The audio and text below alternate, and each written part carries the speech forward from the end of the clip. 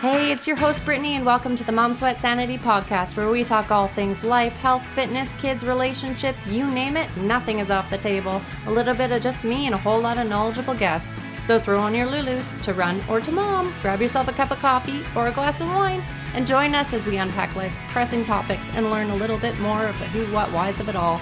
Or at the very least, get real, share some wisdom, and grab practical tips to help in our daily lives. On the inside of our finger points are our little points right there. Mm-hmm. And you can literally just use your thumbs or use your opposite hand to tap and take some slow, deep breaths. And you're going to start feeling that calming effect. Hey everyone, thank you so much for tuning in today. Today I sat down with Meredith Dawson of Thriving Life Co. or Thriving Life Collective, and we talked all things from tapping to oils to how you can bring a healthy lifestyle in emotionally and physically. As a childhood educator, mother, and human who has faced her share of struggles, Meredith has discovered that there are key tools and techniques that we can all use to thrive.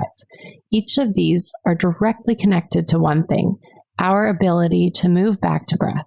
After 25 years in the education arena, she has chosen to focus on serving our teachers and their students through well-being practices and programs that are family-friendly, school-savvy, and best of all, emotionally empowering.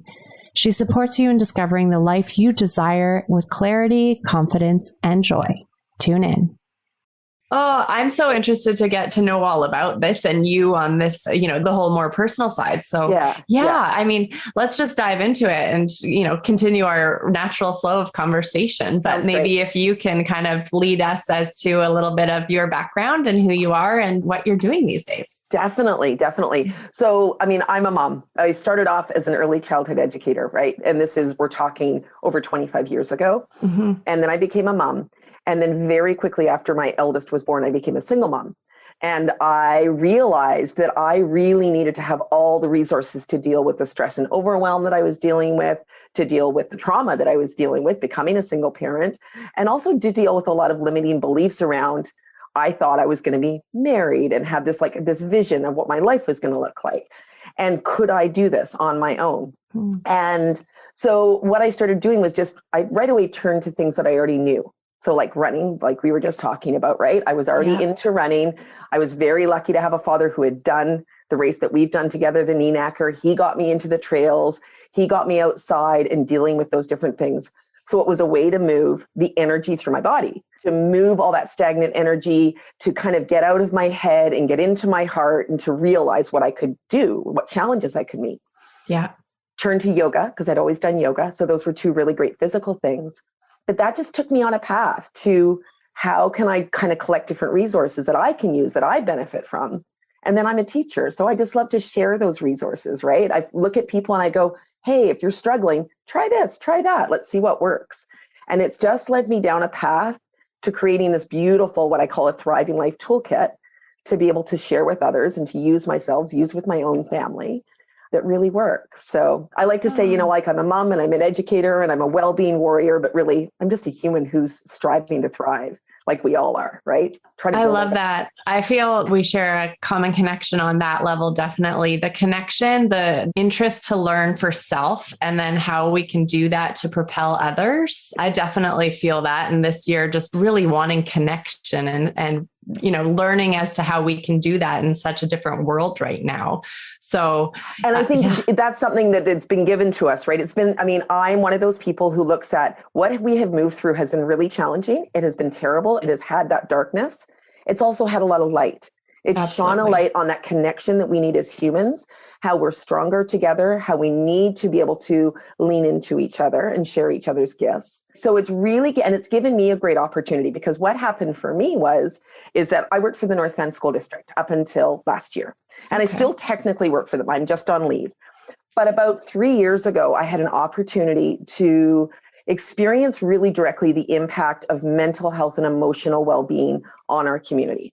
Because in Lynn Valley, where I was teaching at one of the local elementary schools, we had a tragedy happen within the community. And the youth that were impacted by it got a lot of direct support right? I could see they were getting the counseling support and everything else. But there were the youth that were not directly impacted, but still feeling it. And they weren't being resourced with the tools to be able to process those emotions. And when I noticed that, because I was working as a Strong Start facilitator, I was working really intimately with the families of our school community. I was able to say, well, okay, where are the holes? Where are the gaps that we can fill in? And when I looked into it, there's beautiful things being done in the high schools because we know teenagers struggle. We know what that growth is like for them. But for our younger years, unless they have a direct designation, unless they have an IEP, unless they need a counselor because they've gone through specific trauma, the regular everyday kids weren't always being given the tools to be able to resource themselves, to be able to breathe through the challenges. And it really, for me, comes back to that, is that ability to connect with breath. Because when we connect with our breath, we create space to be able to process emotions and process those emotional messages in our body that can really get mixed up in our heads, right? Yeah. You know how that is as a mama, right? We've seen that in our kids. We've seen it in ourselves. So that's where I went from, okay, I'm really happy in my classroom, but there's more impact and influence that needs to happen over here. Yes. So the community can really thrive. And the school is such a central piece of our community, right? You've got not only your students who spend so much of their lives there, but then you've got the teachers. So that's where kind of my path has been like, I want to support the families. So great, I have the connection with the students, but at the top is the teachers. And then we get that trickle down. Oh, absolutely. So is this what now you are then focusing on with your business? And what are you doing to bring that into their lives more so? Yeah. So what I did was I made a decision probably about 2 years ago that things were going to wrap up for me when it came to teaching in the classroom, because I wanted to have that greater impact on supporting our families. So COVID was a bit of a gift for me because Strong Start was going to be pausing for a while. And I needed to find another way to redirect the program that I had developed, which is called Back to Breath, which was going into the schools to be able to actually resource the teachers to work with the children and teach them different tools. So there's everything in my program from essential oils, meditation, mindful movement, which includes yoga and running and different things. And then the tapping was another piece that was coming into it, the EFT, emotional freedom technique, that I was learning about. And so when the schools closed down, I had to find a different way to get that support in there. So I started supporting the teachers privately. And that has become such an incredible piece because, like I said, there's that trickle down effect. And so I've decided that I can't go back into my classroom because it limits the expanse of support that I can offer. And so that's what I'm doing with my business, is that there's a couple of different pieces. I'm supporting teachers privately. We have a beautiful membership collective group where they get to connect. And it's very much that common shared experience of what it is to be a teacher, an educator, someone who gives so much of themselves and doesn't always stop to fill their own cup. And then on top of that, they have skills that they can specifically then take into their classrooms and they can support the kids. And then I can also... How important is that too, right? To be able to establish that from such a young age, and the awareness and the emotional awareness. And as you say, breath work and all of this from a young age, I think that's just invaluable. I think so. And I think the thing is that we always, like I said before, the high schools, they're getting more, aware of that and implementing those programs. But in the elementary programs, we really are limited to programs like experiences like they have the empathy, connection when they bring babies into the classroom. And then those kindergarten kids are able to develop empathy. But that's just one piece. And when I was studying tapping, and I discovered the power that it had, because when we look at other tools, it's great if we can stop and drop and do yoga. It's great if we can pull out our essential oils or go for a run around the block and burn off that steam and open up those energetic kind of areas. But with tapping, you can do it anywhere. You can just literally, you can be tapping on the inside of your finger points under your desk. And it has that physiological impact on your body to calm your nervous system. Really? And that was really key. Yeah. Wow. Yes. It was really interesting because when you look at the different influences of a classroom, when you think about the energetic influences, or even in a home, like for our moms who are listening, you think about your house, you've got all these different individuals. They're all having their own individual emotional, physical, and mental experience of the world. And then you're coming together and trying to work as a productive whole. right? How challenging that can be. And I know that I used to hear, just take a breath. You're so upset. Look at you, you're angry, just take a breath. But what I got to understand when I was studying the tapping is that in our brains, we have this tiny little lizard part of our brain, and you can see my hand. So with my hand, my 4 fingers are up and my thumb is in the middle of my hand. For those of us who can't see us, that's called the amygdala. That's like the most ancient part of your brain. It's the emotional control center.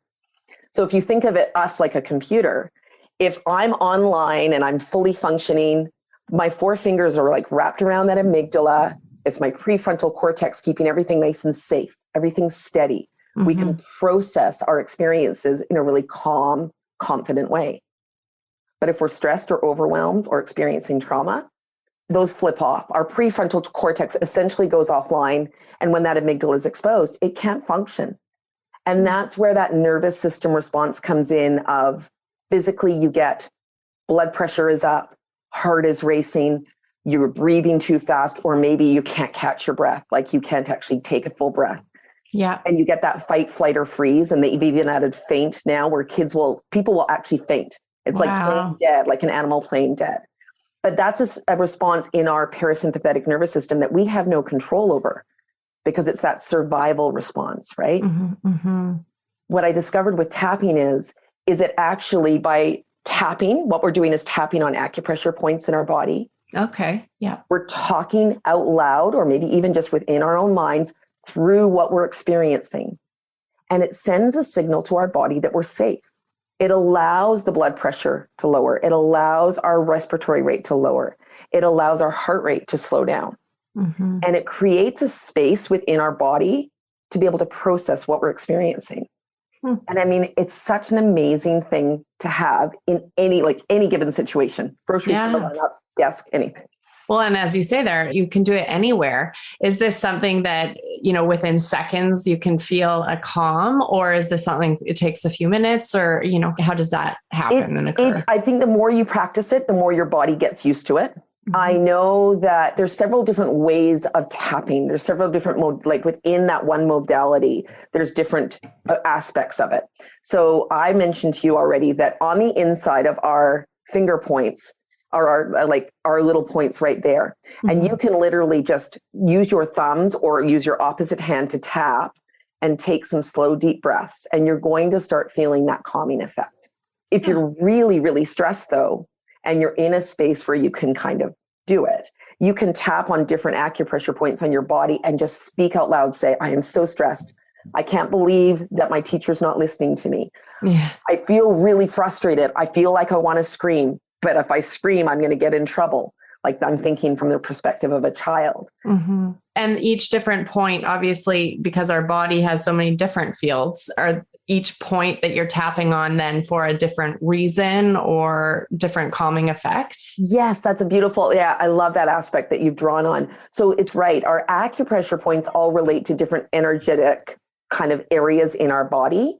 And so you've got something like, say, the collarbone point. The collarbone point relates to our hips. And for women especially, we carry a lot of the memories and the experiences around anger in our hips. So if you're experiencing a lot of anger, you can use your collarbone point, which is that little divot right underneath your collarbone, and you can just tap right on that. Or if you're finding that you are maybe even just on your chin point, right? That helps to do with speech. And if you go under your arms, you are actually doing your digestion point. So if you've got something that you need to process and digest, an experience that you're struggling with, it's around where our bra line is for women. You can just tap on that point. So it's really amazing. What I can do for everybody is I'll just run through the points quickly, just the basic points. But what you can understand is you can choose one or you can run through all of them. And it basically works from the top of the head, on the eyebrow point where your eyebrows come together, side of the eyes on the eye bone, and then underneath the eyes, just below the eye bone, underneath the nose, and then on the chin point where you get that little divot. And like I mentioned, the collarbone, underneath the arms, underneath the ribs. And that's your detoxification point because you're working over top of your liver.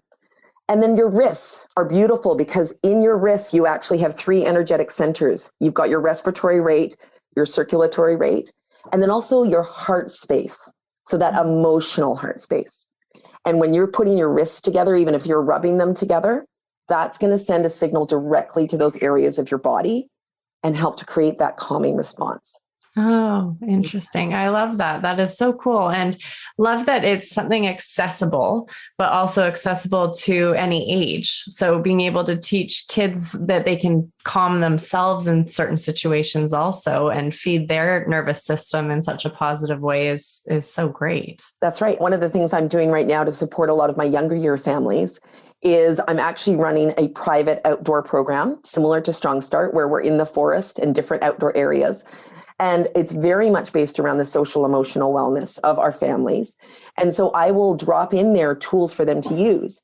And we talk about using our magic fingers, how our fingers create energy, right? And so if we want to share really good, positive light energy with the world, we can tap on our fingers and it helps to calm our bodies down so we can make better choices, right? Or we can help to understand why we're feeling different things.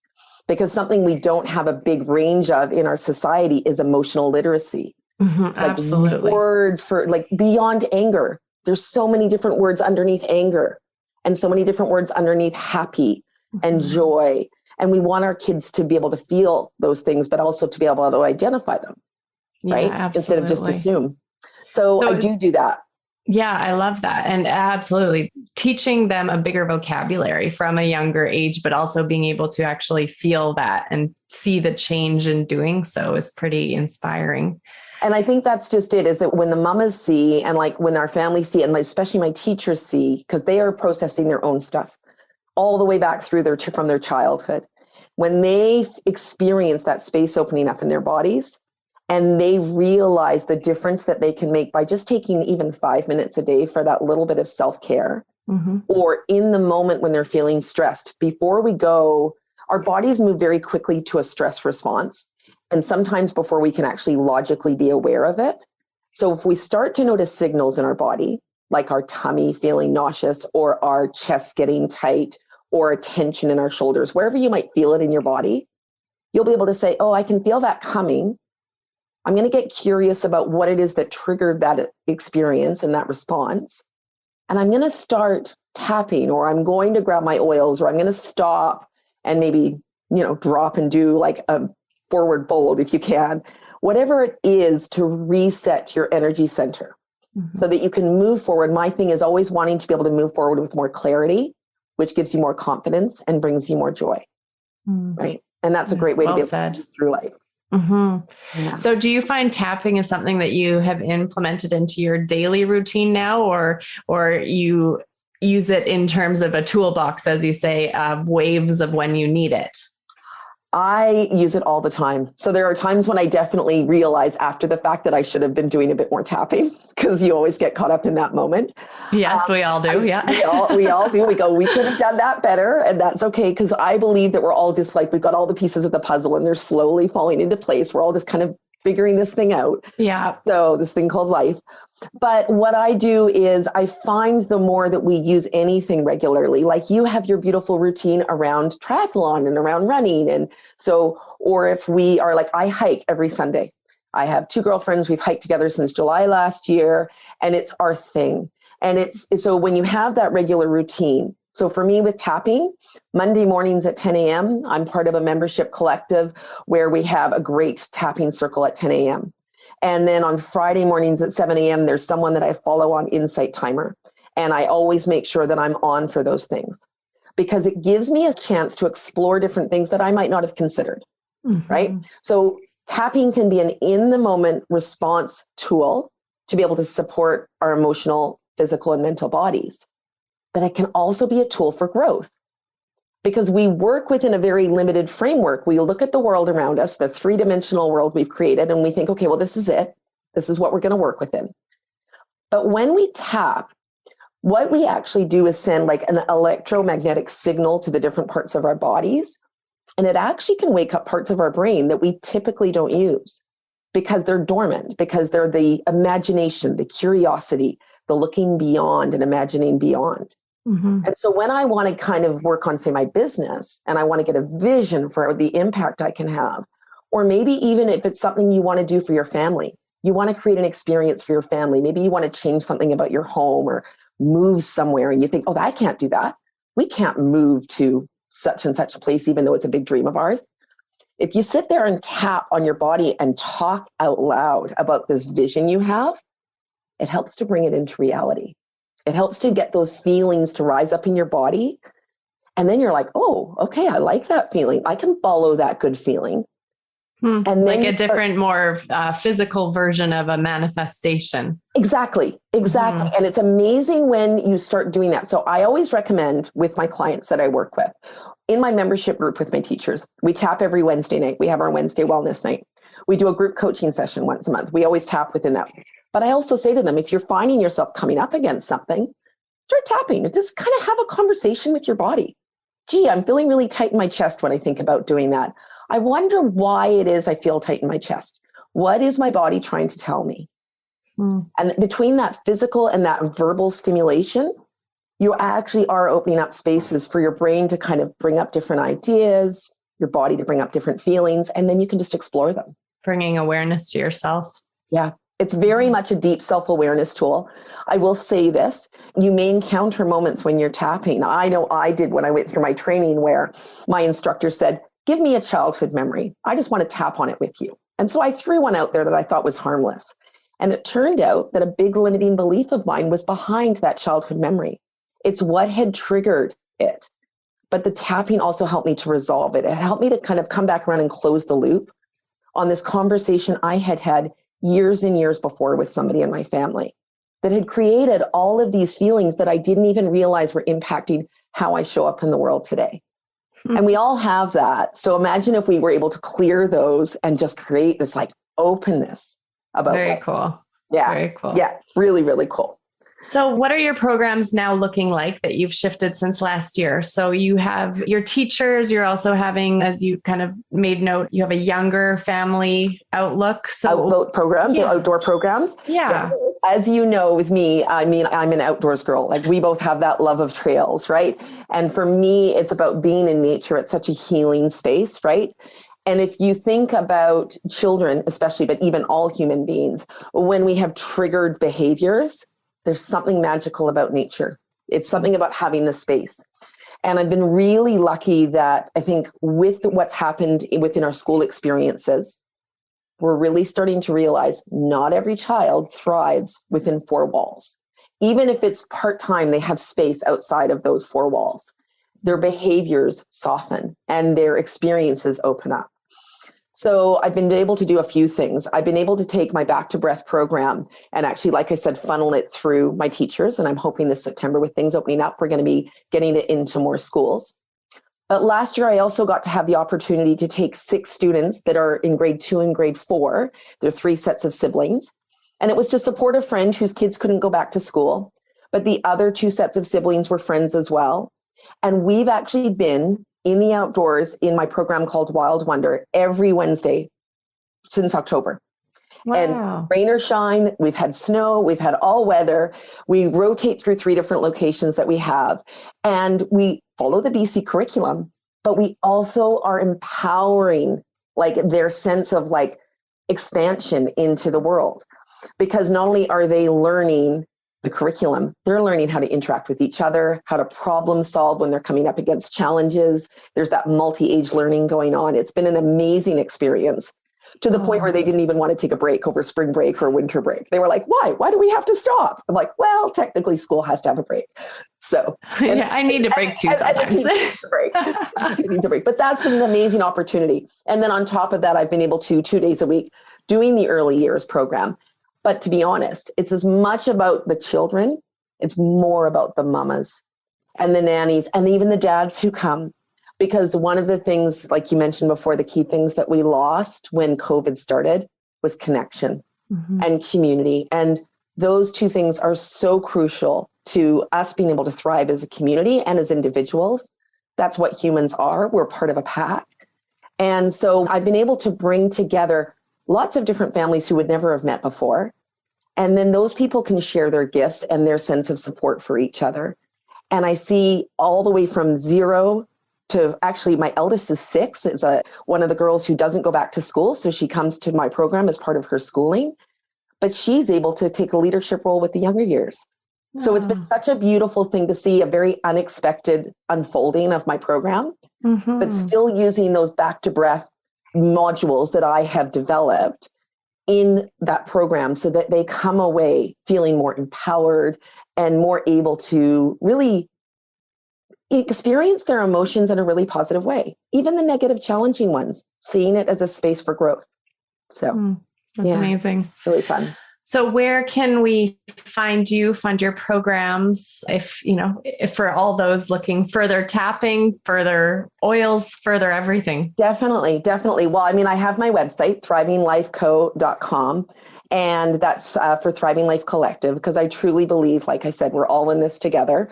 So if you go to thrivinglifeco.com/my-services and scroll through the services there, you can find something that fits for you, because I have so many different aspects. I have my one-on-one wellness coaching. If you're a teacher, educator, EA, if you're within that education system, there's the membership collective. If you're a mama or a dad looking for that programming for your littles, that's all there too. But at the very bottom, there's also some free gifts for you to help you de-stress and reconnect with your own body so that you can really support yourself and support your family. Awesome. So, and then, you know me, I'm on Instagram because I love to be able to expand my world of learning. So I'm on there as Aspiring Thriver. Thanks, Meredith. That's so exciting. So I have one last for you, because I seem to ask everyone this these days. Yes. Do you have a daily or a morning routine that is for you and how it sets up your day? Yeah, definitely. You know what? I think I would mention, as I mentioned before, being a single mama for so many years, it was like leap out of bed, respond instantly, react actually to all the demands of the world.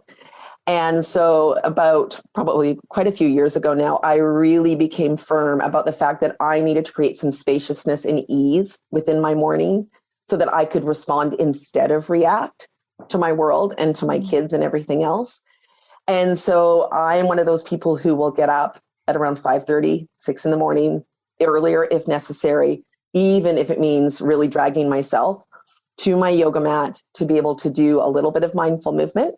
It usually starts with some essential oils on my body to ground myself, to really breathe. And then I do a little bit of mindful movement and some meditation, which might have some tapping in there if I feel like I need it. And then always a journaling, always writing down what I'm grateful for and two things, what I'm choosing to release and what I'm choosing to focus on. Because even that simple journaling practice can take me 5 minutes, and it can make all the difference to how I focus in on my day. Because then when I come up against challenges, I can go, okay, wait, that's what I said I was going to release. How can I move through this in a more happy, joyful way? So I really like that. The release. That's a new one for me. Release to receive is something that I have to keep telling myself, releasing to receive, and just dropping into the idea that we are supposed to live with ease. Life is not meant to be a struggle. It can be challenging. It can be really hard at times, but we are supposed to be here to embody joy and to really thrive. And that's my goal for everybody that I work with, is that we work together so that you can reconnect with that inner leader within yourself, right? And I want to leave you with one last thought, because this is really crucial, especially as mamas. Something little, revolutionary. When we talk about filling our cups, we talk about draining ourselves down to the bottom, and then we have to refill our cups because we've given everything within us away to other people. Here's an idea. What if everything within us was for us, for our own well-being, and it was the overflow that went to other people? Something to think about when you tend to yourself throughout the day. Absolutely. A shift in perspective. A big shift in perspective, but a really valuable one, I think, because well-being, at the end of the day, your ability to come back, connect to your breath, because your breath is key. It's what creates the space. So any tools that you have that help you reconnect to your breath and be able to find that space to be able to thrive, that's going to help you. Tune in again. And please, if you have a few moments, rate, review, and subscribe on any of your listening platforms. Thanks so much. If you enjoyed today's episode, please be sure to share it. See you next week. You can find me on Instagram at Mom Sweat Sanity.